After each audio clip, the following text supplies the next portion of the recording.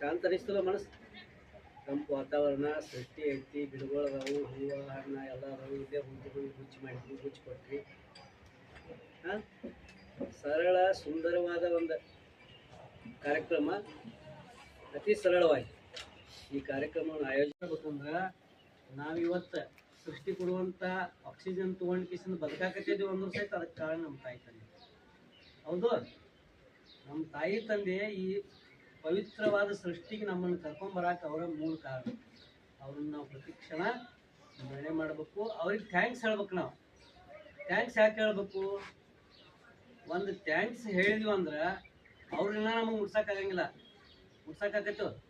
ಆಗಂಗಿಲ್ಲ. ಯಾಕೆ ಆಗಂಗಿಲ್ಲ ಅಂದ್ರೆ ನಾವು ಆ ತಾಯಿ ಹೊಟ್ಟೆಯಾಗಿದ್ದಾಗ ಸಾಕಷ್ಟು ಸಲ ಆಕಿ ಒದ್ದಿರ್ತೀವಿ. ಆಕೆ ಯಾವಾಗಾರ ಹೇಳ್ಕೊತಾ ನೀನು ಒದ್ದ ಇಲ್ಲ ಅದಲ್ಲ. ಆದ್ರೆ ನಾವು ಪ್ರಜ್ಞೆ ಬಂದ ಮೇಲೆ ಆ ತಾಯಿಗೆ ಏನಾದ್ರು ಮನಸ್ಸಿಗೆ ನೋವು ಮಾಡಿದ್ವಿ ಅಂದ್ರೆ ಭಾಳ ನೋವು ಮಾಡ್ಬೇಕು. ಅದಕ್ಕೆ ಆ ನೋವುಗಳನ್ನೆಲ್ಲ ಮರೆಸೋಸಲಾಗಿ ನಾವೇನು ಮಾಡಬೇಕು? ನನ್ನ ತಾಯಿ ಪ್ರತಿದಿನ ಬೆಳಗ್ಗೆ ನಾಷ್ಟ ಕೊಟ್ಬಿಡೇನ ನಿನಗೆ ಧನ್ಯವಾದಗಳು ತಾಯಿ ಅಂತ ಹೇಳ್ಬೇಕು. ಬೇಡ ಹೇಳಿದ್ರೆ ಅವಾಗ ಏನಾಗ್ತೈತೆ? ತಾಯಿಗೆ ಖುಷಿ ಆಗ್ತೈತಿ. ಪ್ರತಿದಿನ ಸಾಡ್ಬೇಕಂದ್ರೆ ನಾವಿವತ್ತು ಸೃಷ್ಟಿ ಕೊಡುವಂಥ ಆಕ್ಸಿಜನ್ ತೊಗೊಂಡು ಕಿಸಿಂದ ಬದುಕಾಕತ್ತಿದ್ದೀವಿ ಅಂದ್ರೂ ಸಹಿತ ಅದಕ್ಕೆ ಕಾರಣ ನಮ್ಮ ತಾಯಿ ತಂದೆ. ಹೌದು, ನಮ್ಮ ತಾಯಿ ತಂದೆ ಈ ಪವಿತ್ರವಾದ ಸೃಷ್ಟಿಗೆ ನಮ್ಮನ್ನು ಕರ್ಕೊಂಬರಕ್ಕೆ ಅವರ ಮೂಲ ಕಾರಣ.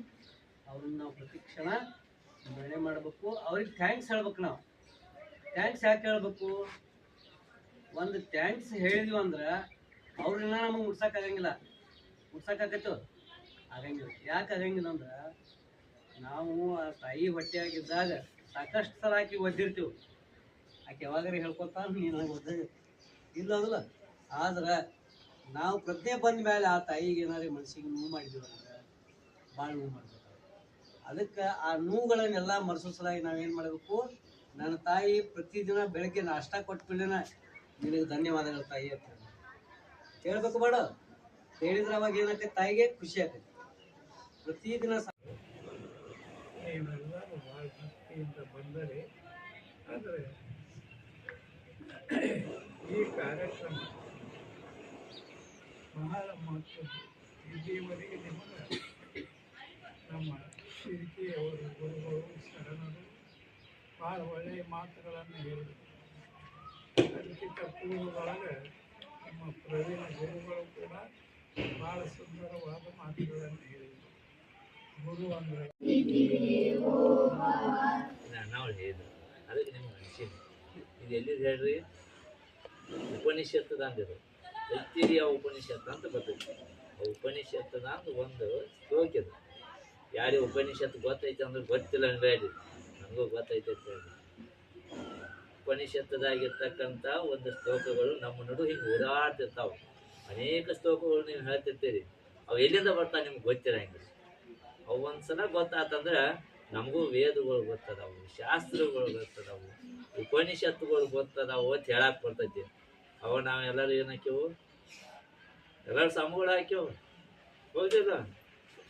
ನಾಳೆ ಪಂಚಾಂಗ ಶಾಸ್ತ್ರದ ಬಗ್ಗೆ ಹೇಳ್ತೀವಿ. ಪಂಚಾಂಗದ ಈ ರೀತಿಯಾಗಿ ಈ ನಿಸರ್ಗ, ತಾಯಿ, ತಂದೆ ಯಾಕೆ ನಮಗೆಲ್ಲ ಅವಶ್ಯ?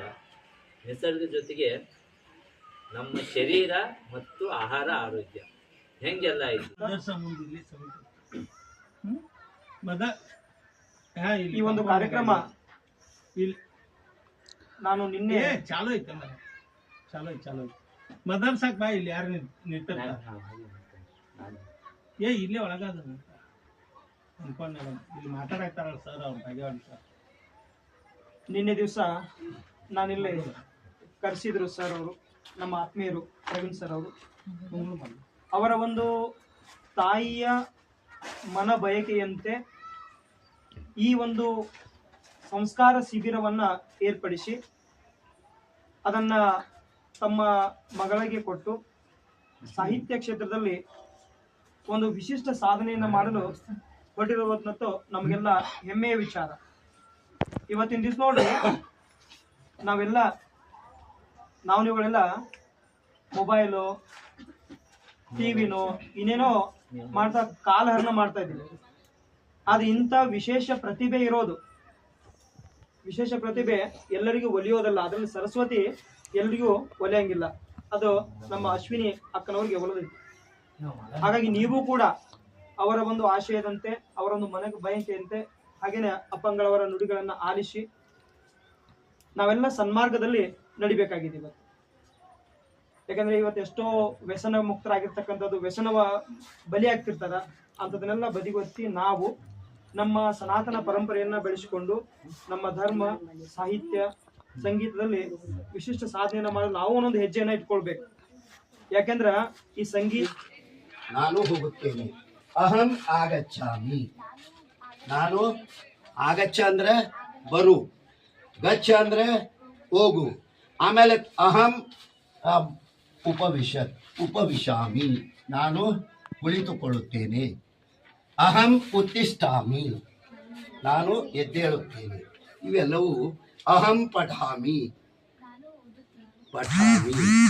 ಪಠ ಓದು, ಟು ರೀಡ್, ಹೌದಿಲ್ರಿ? ಅಹಂ ಪಠಾಮಿ.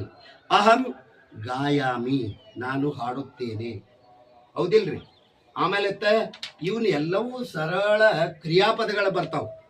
ಈ ಕ್ರಿಯೆಗಳನ್ನ ಹೇಳುವ ಪದವೇ ಕ್ರಿಯಾಪದ. ಇವುಗಳಲ್ಲಿ ಅಹಂ, ತ್ವಂ, ಆಮೇಲೆ ಗುರುಗಳು ಕುಳಿತಿರುತ್ತಾರೆ. ಗುರವಃ ಉಪವಿಶಂತಿ, ಗುರುಗಳು ಕುಳಿತಿರುತ್ತಾರೆ. ಆಮೇಲೆ ಈ ತರ ಅಹಂ ಜಲಂ ಪಿಬಾಮಿ. ಏನ್ ತಿಳ್ಕೊಂಡ್ರಿ? ನಾನು ನೀರನ್ನು ಕುಡಿಯುತ್ತೇನೆ. ಆಮೇಲೆ ಈ ರೀತಿ ಪ್ರತಿಯೊಂದನ್ನು ಶಬ್ದಗಳಿಗೆ ಅಲ್ಲಿ ಮೊದಲ ಕ್ರಿಯಾಪದಗಳನ್ನ ಅರ್ಥ ಮಾಡ್ಕೋಬೇಕು, ನಾಮಪದಗಳ ಬಗ್ಗೆ ಅರಿತುಕೊಳ್ಬೇಕು.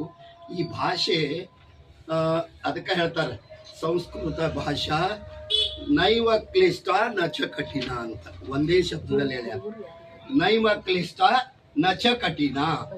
ಇದು ಬಿರಿಯಾದದ್ದು ಅಲ್ಲ, ಮತ್ತು ಯಾವುದು ಅತಿ ಸರಳವಾಗಿರುವಂತ ಭಾಷೆ ಸಂಸ್ಕೃತ ಅಂತ.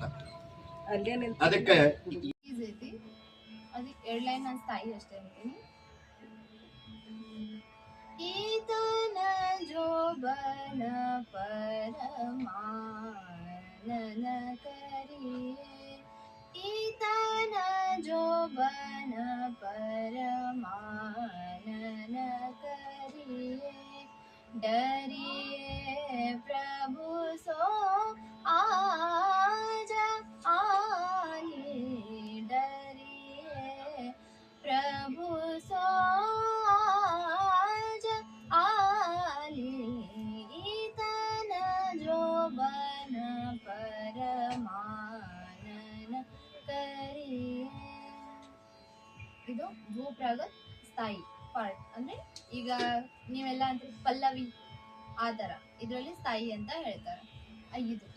ಆಮೇಲೆ ಇದನ್ನ ಕೇಳೋದಕ್ಕೂ ಈಗ ಕೆಲವೊಂದು ಫಿಲ್ಮ್ ಸಾಂಗ್ಸ್ನ ಕೇಳೋದಕ್ಕೂ ಏನು ವ್ಯತ್ಯಾಸ ಅನಿಸ್ತೈತಿ ಇವಾಗ ನೀವು? ಸುರೇಶಣ್ಣ ಯುವಿಗೆ ಅವರೇ, ಮತ್ತೋರ್ವ ನನ್ನ ಸಹಮಿತ್ರ ಉಪನ್ಯಾಸಕರಾದಂತಹ ಭಾಗ್ಯವಾಡಿ ಸರ್ ಅವರೇ, ನನ್ನ ಸಹೋದ್ಯೋಗಿಯಾದಂತಹ ಬುದ್ನಿ ಸರ್ ಅವರೇ, ಅದರಂತೆ ಇಲ್ಲಿ ನಡೆದಿರುವ ಎಲ್ಲ ಮಾತೆಯರೇ ಹಾಗೂ ಮುದ್ದು ವಿದ್ಯಾರ್ಥಿಗಳು, ಇಂಥ ಒಂದು ಸಂಸ್ಕಾರ ಶಿಬಿರ ಕಾರ್ಯಕ್ರಮ ನಾವು ನೋಡಬೇಕಾಗಿತ್ತು ಅಂತಂದ್ರೆ ಇಲ್ಲಿ ಏನೋ ಒಂದು ಚಿಕ್ಕ ಮಕ್ಕಳು ಕಡಿಮೆ ಪ್ರಮಾಣದಲ್ಲಿ ಅದಾರ ಅಂತ ನಾವು ಅನಿಸ್ಬೋದು.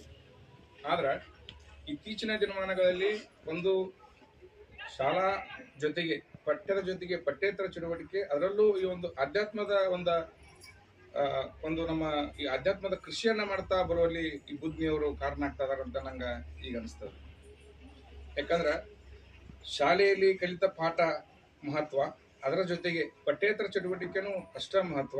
ಅದರ ಜೊತೆಗೆ ನಾವು ಏನು ಶರಣರ ಬದುಕಿನ ಒಂದು ಕಲೆಯನ್ನ ಒಂದು ರೂಢಿಸ್ಕೋಬೇಕಾಗಿತ್ತಲ್ಲ, ಅದು ನಿಮ್ಮ ಈ ಒಂದು ಚಿಕ್ಕ ವಯಸ್ಸಿನಲ್ಲಿಯೇ ಬರಬೇಕಾದಂಥ ಅನಿವಾರ್ಯತೆ ಐತಿ. ಆ ಕಾರಣಕ್ಕಾಗಿ ಇಂತಹ ಒಂದು ಸಂಸ್ಕಾರ ಶಿಬಿರವನ್ನ ನಮ್ಮ ರಬಕವಿ ಬನ್ನಟ್ಟಿಯಲ್ಲಿ ಏರ್ಪಡಿಸಿದ್ದಾರೆ. ಇಂತಹ ಒಂದು ಸಂಸ್ಕಾರ ಶಿಬಿರವನ್ನ ನೀವು ಎಲ್ಲ ವಿದ್ಯಾರ್ಥಿಗಳು ಸಹಿತ ಅದನ್ನ ಅಳವಡಿಸಿಕೊಂಡು ಮುಂದಿನ ಒಂದು ಪರಂಪರೆಯನ್ನ ಹುಟ್ಟುಹಾಕುವಂತಹ ಮತ್ತು ನಮ್ಮ ದೇಶೀಯ ಸಂಸ್ಕೃತಿಯನ್ನ ಬೆಳೆಸುವಂತಹ ಕಾರ್ಯಕ್ರಮ ಈ ಒಂದು ಯಶಸ್ವಿಗೊಳಿಸಲು ನೀವೆಲ್ಲರೂ ಕಾರಣೀಕರ್ತರಾಗಬೇಕು. ಅದರ ಜೊತೆಗೆ ಇಲ್ಲಿಯ ಒಂದು ಸಂಸ್ಕಾರದ ವಾತಾವರಣ ಇರ್ತದ, ಅದನ್ನು ನೀವು ಮನೆಯಲ್ಲಿ ಹಂಚಿಕೊಂಡು ನಿಮ್ಮ ಒಂದು ಶಾಲೆಯ ಬದುಕಿನಲ್ಲಿಯೂ ಸಹಿತ ಪರಿಪಾಠವನ್ನು ಮಾಡ್ಕೊಂಡಿದ್ದ ಅಂತಂದ್ರೆ ನೀವು ಸುಲಭವಾಗಿ ಒಂದು ಅಂಕಗಳನ್ನು ಪಡಿತೀರಿ. ಜೊತೆಗೆ ನಿಧಾನಗತಿಯಿಂದ ಮತ್ತು ಶಾಂತಿಯುತವಾಗಿ ನೀವು ಒಂದು ವಿದ್ಯಾಭ್ಯಾಸ ಮಾಡ್ತೀರಿ ಅಂತ ನನ್ನ ಅಭಿಪ್ರಾಯ. ಇದೀಗ ತಾನೇ ಅಕ್ಕವ್ರ ಒಂದು ಹಾಡ ಹಾಡ್ರು, ಯಾವ್ದದು ಭಕ್ತಿ ಗೀತೆ ಬಸವಣ್ಣ ಅವ್ರದ್ದು. ಯಾಕಂದ್ರೆ ಹುಡುಗು ಅಲ್ಲೇ ಇಲ್ಲೇ ಬರೀ ಮೊಬೈಲ್ ಆಡೋದು, ಕ್ರಿಕೆಟ್ ಆಡೋದು ಇದನ್ನ ಮಾಡ್ತಾರ, ಸಂಸ್ಕಾರ ಗೊತ್ತಿರುವುದಿಲ್ಲ.